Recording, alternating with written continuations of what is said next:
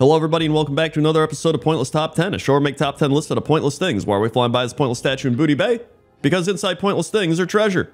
Let's begin. 10. Number 10 are the ruins of Shandaral, which are the remnants of an ancient Kaldorei city located in the eastern part of the Crystal Song Forest, which is probably part of the reason you may have never heard of this because it's in the Crystal Song Forest.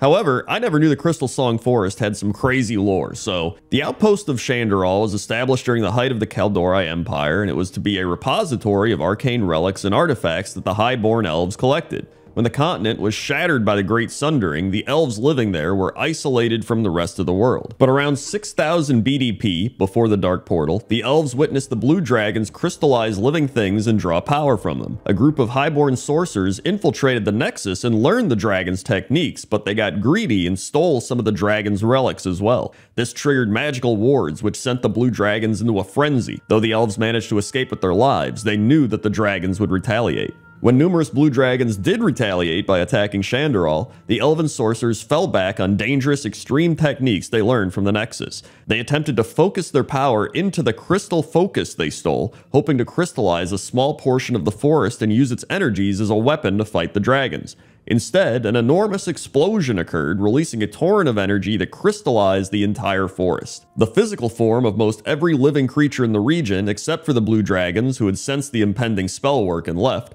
was instantly shattered. Their spirits were warped by the spell and cursed to mindlessly wander the haunted land which would become known as the Crystal Song Forest. So there you go, the Crystal Song Forest is really just a product of the elves getting greedy and trying to do a big weaponized science experiment that backfired. But the ruins are pretty cool. And that's why they're number 10. 9. Number 9 are the Riplash Ruins, and the Riplash Ruins are located in southern Borean tundra. There used to be a great night elven city here thousands of years ago, but all that's left now is a few islands with buildings half standing between wandering icebergs. The most intact building is a temple of Elune, but the goddess hasn't been there in quite some time. And at some point after the Great Sundering, the Riplash Naga took the ruins over and replaced her with a statue of Queen Azshara. The North Sea freebooter pirates also stole a bunch of Vrykul artifacts from their burial grounds in the area, and the Vrykul got so mad that they're just fighting everybody around. In fact, Murd and Bronzebeard said the entire area would be a treasure trove for night elf archaeology if it weren't for the Vrykul being here. And the lore is cool and all, but the main reason I put these ruins on the list is the fog that takes over your screen whenever you're questing here, you're in the area. I always love that, because you would walk into this area and all of a sudden your screen's just like and all the fog's on the corners and the sides, and you're just like, dude, what is going on? This is crazy. And I don't think they did this too much in other zones or in the future, but I always remember it in this area, and it always just kind of stood out to me, so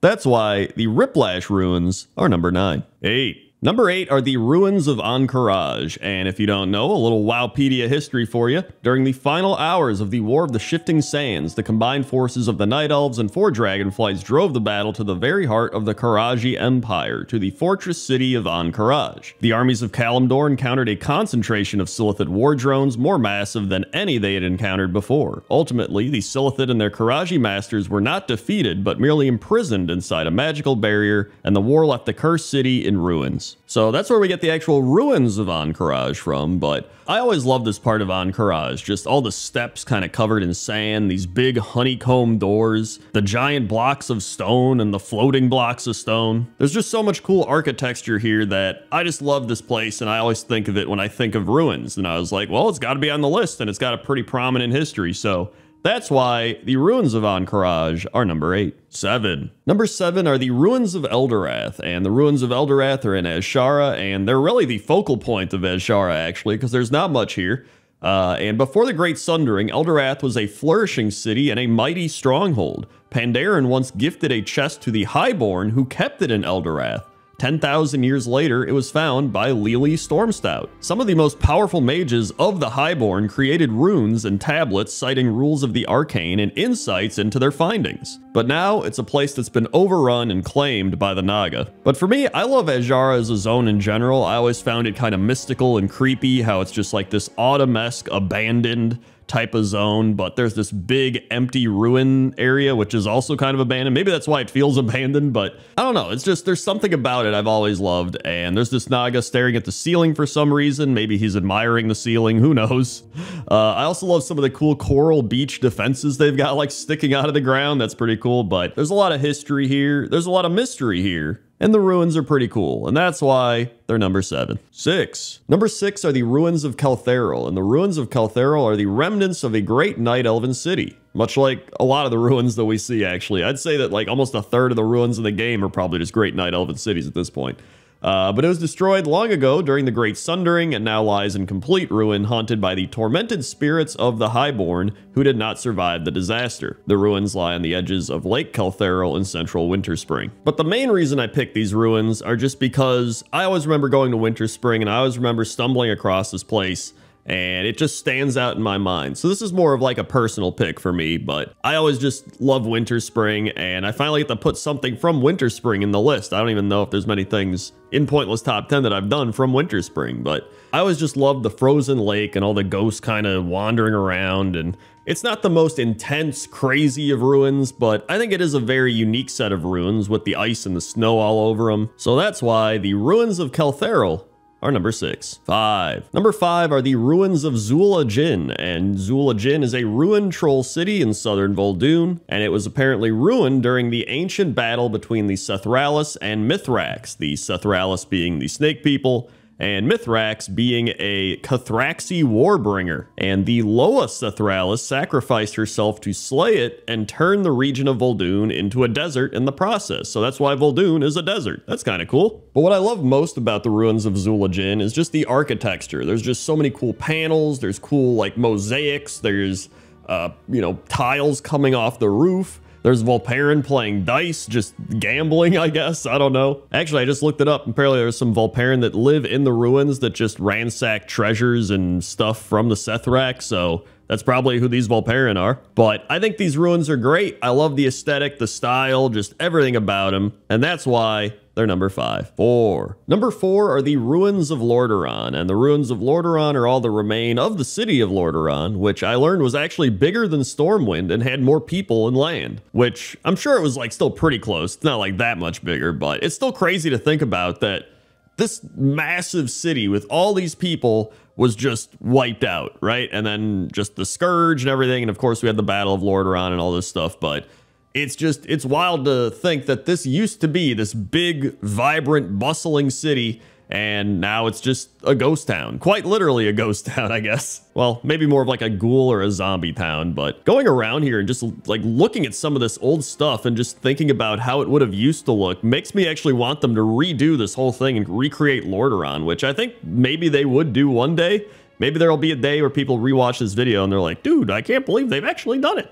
But there's just so many cool things like the main structure, the bell tower, which is obviously near the throne room where Arthas killed his father, and you can still hear it in the throne room and all that stuff. But I really would love to see Lordaeron redone. But until then, you can walk around the ruins, look at all the old structures, and just reimagine it in your head of what it used to look like. But there's plenty of cool stuff here, and that's why it's number 4. 3. Number 3 are the ruins of Alterac, and the ruins of Alterac are what remains of the former Alterac city, located in Alterac Mountains. The city was the capital city of the Kingdom of Alterac until it was attacked and put under martial law by King Taranis Menethil for their treason and pact with the Old Horde. Following the fall of the kingdom, the ruins became home to the Crush Ridge ogres who disputed the territories for years with the Syndicate. And according to Wowpedia, Alterac City was less extensive than the capital cities of other human kingdoms, but it still had major points of interest like a palace, a church, a town hall, graveyards, watchtowers, farms. Like, they had a whole bunch of stuff. This was actually a pretty decent city. And obviously it is controlled by ogres now, but if you just go around and look, like, there's big castle walls, there's like a fortress, there's the town hall, like there's still a bunch of stuff.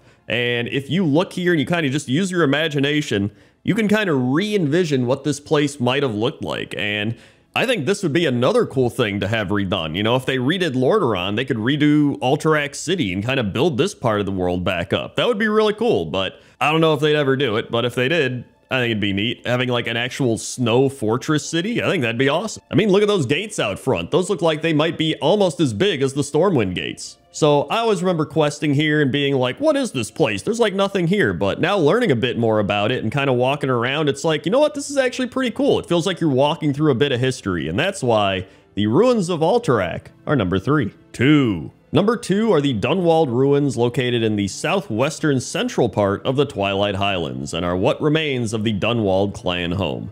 Or Dunwald, I think it's Dunwald, could be Dunwald, I don't know. Either way, I've been wanting to cover these homes for a while because there are these types of homes that are fully built in the Twilight Highlands, and I'll probably put them in a pointless top 10 at some point because they're very cozy. They remind me of Hobbit villages, not like Hobbit holes, but they're kind of like Hobbit cottages, I guess you could say. But I wanted to put these on the list for that reason, which is kind of weird because they're destroyed, but you can kind of get the vibe of the cottages from the wreckage here. And I also wanted to give a shout out to Twilight Highlands because it's a place that I never really quested. But whenever I think of the Twilight Highlands, these houses and villages are what I think about. I don't know why. Like, that's how cool the architecture is here. Like, I really do love the cottage core that they have happening in the Twilight Highlands. Like, whenever I think of it, I don't think of dragons. I don't think of, you know, the evil stuff here. I literally just think of these cottage homes. And really the only lore I found about this place was that the old bookkeeper of Dunwald's old storehouse sneaked sips between pages and hid a keg of alcohol in his basement. So they were apparently living it up here before the destruction. So that's why the Dunwald ruins are number 2. 1. And number 1 are the ruins of Vazgir. And the ruins of Vazgir are the ancient highborn ruins of the once majestic city of Vazgir. Once a great highborn city housing some of the most revered night elves of Kalimdor, Vazgir was swallowed by the great sea in the Sundering and thought to be lost forever. Queen Azshara, formerly a beloved leader of the Highborn, escaped death in the depths of the sea when the Well of Eternity imploded. Such salvation came at a great cost, as the Queen and many of her fellow Highborn were forever transformed into the monstrous Naga, doomed to wander the seas for thousands of years. Their existence mostly remains a mystery to the people of modern Azeroth, though the Earthen Ring has learned of Azshara's Naga seizing Vazgir for an unknown purpose as the cries of the elements echo across Azeroth from the abyss. But I think you can see why I put this at number 1 on the list. Obviously, we've seen numerous Night Elf ruins throughout this video, but out of all the Night Elf ruins, these are the Night Elf ruins. Like, it feels like these are the most preserved from the actual olden days where the Night Elves had all these temples and cities and everything. And I remember seeing this underwater in Vazgir and being like, this place is whatever. But then I saw this and I was like, dude, this is amazing. Just swimming around and looking at some of the statues and the sculptures and the stair, like so many things. I was like, dude, it looks so cool. And even the way the moss and the undersea plants are growing on everything, I think it's just beautiful. And I think it's cool to see one of the biggest cities preserved the way it is. So that's why the ruins of Vazgir are number 1. Hey everybody, thanks for watching this episode of Pointless Top 10. If you want to see more Pointless Top 10s, you could go check out some statues, that's kind of related to ruins, or you could check out fountains, that's also kind of related to ruins. Also, consider becoming a YouTube member or joining patreon.com/Crendor and supporting the channel. Okay? Okay. See ya.